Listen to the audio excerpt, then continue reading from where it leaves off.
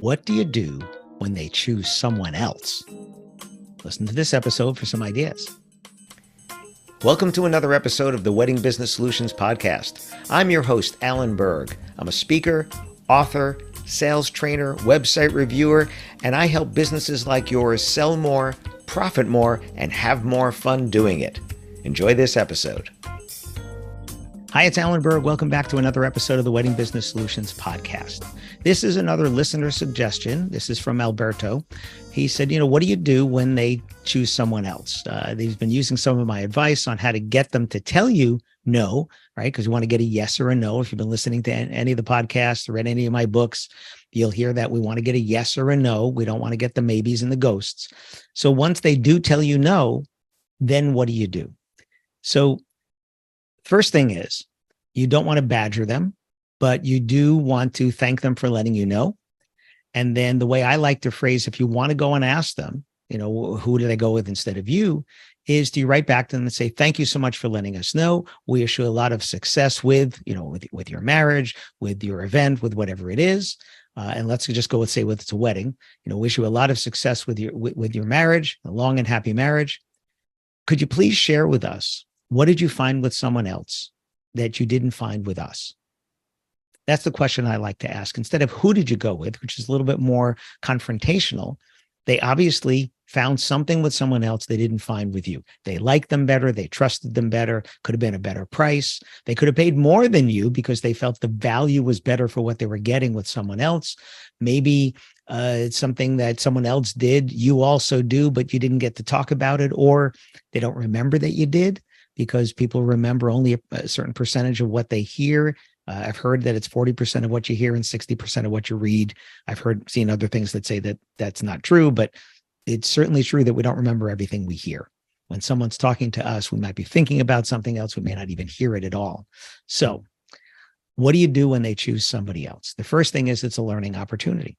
The second thing is it's okay for them to tell you no, because if you think about, if you closed every inquiry that you get, could you handle all that business? And the answer is no. I spent yesterday going through inquiries that I had, reaching out and doing the one question, like I suggest that you guys do. Do you still need, right? Whatever it is that you sell, whatever service or products it is, are you still looking for? Are you still looking for a creative videographer to capture your wedding memories? Are you still looking for a fun DJ to make your event great, right? Just one question. And I got one conversation started again, and I got 3 no's already, which is fine because they're sitting there as maybes. They're sitting there as they inquired. Some people said they want to do it. They want to have a consultation. I sent them back the link to schedule. They didn't do it. Are you still interested? And I went back to probably 5-6 months worth, right? And started a conversation again that had stalled. And now I have 3 no's, which is fine. It's 3 less people I need to follow up with again. They're not mucking up my CRM. They're not mucking up my inbox. So what do you do when somebody tells you no? Again, it's a learning experience. If you're hearing too many no's and you're not filling up your calendar, then you have to see why. Why is it? Is it the way that you're communicating with them? Is it the way that the pricing that you're sending them, or the pricing they're perceiving, right? What is it that they're finding with someone else that they're not going with you? And is it consistently they're going with some of the same people instead of you? And then you need to look at that. I was in Orlando at the Catersource and Special Events Show, and I had the pleasure of going to dinner with a bunch of people. There were 9 of us who went out to dinner. And there was one person who does high-end planning and design, event design. And she said something interesting that I've heard many times over the years. When she started hearing who she was being compared to and realized that those companies were significantly higher priced than her, she realized her prices were too low. She could actually be losing business because her prices were too low, because they perceived the quality of the work to be up there with those other companies. Yet they were going with another company at a higher price, because could her work really be that good at that low price? So that's a problem as well. So you want to pay attention to things like that. In her case, she could have been losing business to people that were higher priced. Some cases you're losing it to people who are lower priced, either because you're attracting the wrong prospects, You could be fishing in the wrong pond. That's possible. It could be that not having price on your website or in your marketing materials is distracting everybody to reach out. And then you're having too many conversations you shouldn't have with people that just never should have reached out. Or are you losing to someone who's a lower price because people aren't perceiving any difference? They aren't seeing that you're worth more because they perceive that what they're going to get from somebody else, what they're going to get from you, is going to be similar quality or similar value. So they're not assigning the value to you of your price. They're assigning the value to you of somebody else's price. They don't want to pay your price. So what do you do when somebody tells you no? Again, I think it's okay. I felt fine this morning when those people came back to me, because I sent these yesterday, came back and said no. And some had a conversation that I still want to come to a workshop, whatever. One of them was just very curt, no, don't need your services. It's fine, right? I'm not going to read anything into that and say, oh, they're mad at me or whatever. No, I asked the question. They gave me an answer. That's all there is to it.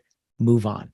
Now, if it's a corporate event or a school event or something that's recurring, then you might want to ask them, thanks so much for letting me know. When do you start planning for the next whatever? When do you start planning for your next company event, your next school event, your next fundraiser, right? Things that could happen again. Don't just say, okay, we're done. Find out when the next one is. I do that if somebody says they didn't choose me to speak at an event. Great. When do you start planning for the next one? Right? No doesn't mean necessarily no forever. It just might mean no for this particular event. Sure, if it's a wedding or a kinsey or whatever, something like that, maybe you're done. Well, but if it's a kinsey, maybe there's a sister. If it's a bar or bat mitzvah, maybe there's a sibling. If it's a wedding, maybe there's a friend, maybe somebody in the bridal party. Following up after, maybe you find out maybe they weren't as happy with the other person, and maybe they'll refer you even though they didn't go with you. So what do you do when they tell you no? Just think about it. There are some ideas here, and don't just let it go. It's a learning experience. And if you find out maybe your prices are too low, maybe it was the best thing you could have done is to find out why did they go with someone else? And maybe they just didn't perceive your prices to be equal to the value that they thought. And maybe your prices need to be higher. Hope it gave you some food for thought. Thanks for listening to this episode of the Wedding Business Solutions podcast. If you liked it, please subscribe to this channel and post a review on your chosen platform, Apple Podcasts or whichever one. If you have any questions about anything in this episode or any of my episodes, email me directly at alan@weddingbusinesssolutions.com or visit my website, alanberg.com, alanberg.com. If you have any suggestions for future topics or guests that you'd like to see, please again, email me or visit my website. Thanks for listening.